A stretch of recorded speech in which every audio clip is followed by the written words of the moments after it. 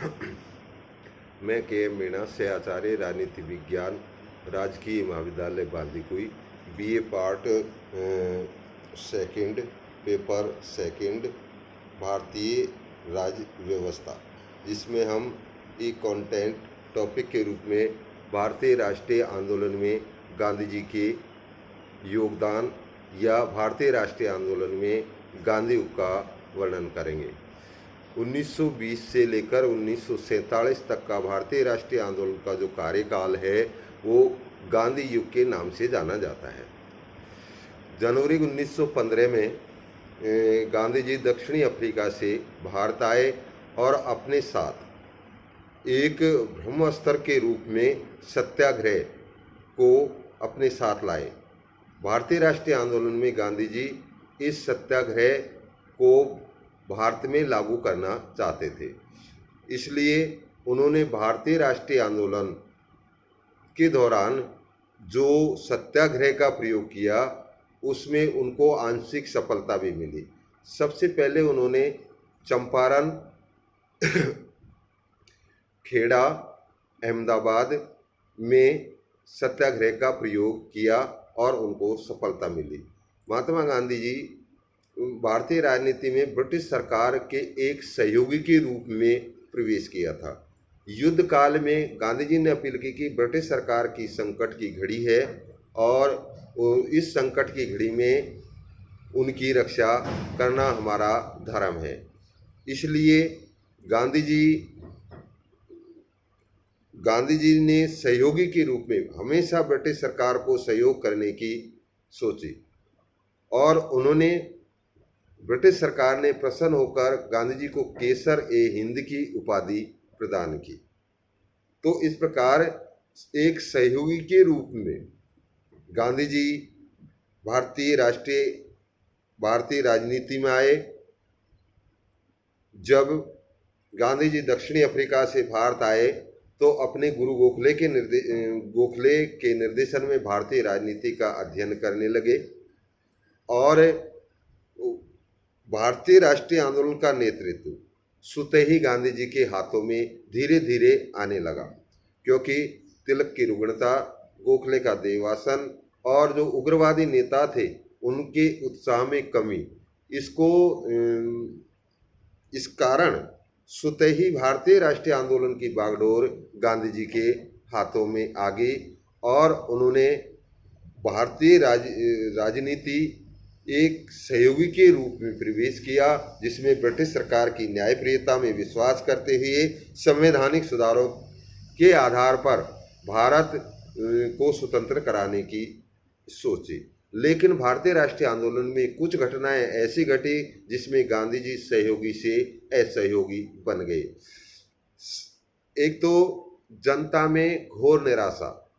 युद्ध काल में ब्रिटेन ने वादा किया था कि हम भारतीयों को संवैधानिक सुधारों को भारत में लागू करेंगे, लेकिन युद्ध समाप्ति के बाद जो स्वतंत्रता का स्वप्न भारतीय जनता सजोए हुए थी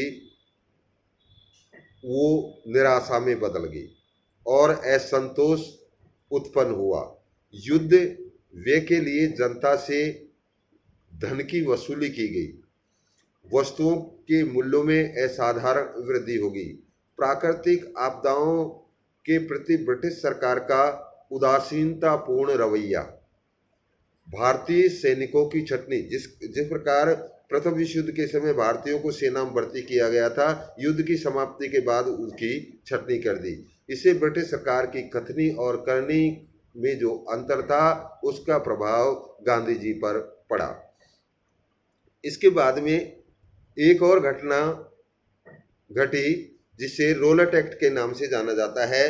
ब्रिटिश शासन ने आतंकवाद को रोकने के लिए एक 18 मार्च 1919 को एक कानून जिससे के अनुसार किसी भी व्यक्ति को गिरफ्तार किया जा सकता है बिना कारण बताए। तो मोतीलाल नेहरू ने कहा कि इसमें अपील, दलील और वकील की व्यवस्था का अंत कर दिया गया।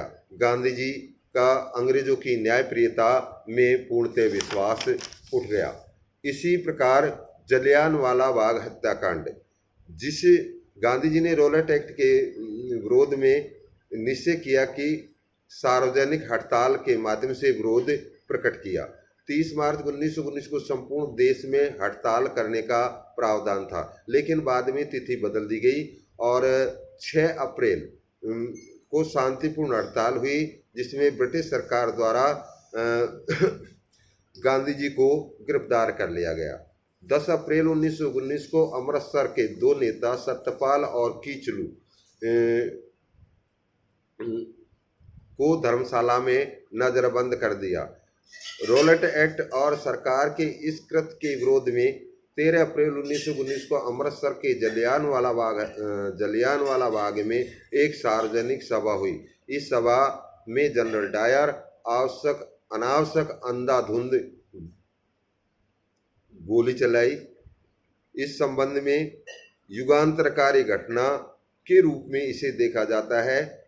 इसमें ये वैसी थी जैसा कि 1857 का विद्रोह, और जब इसमें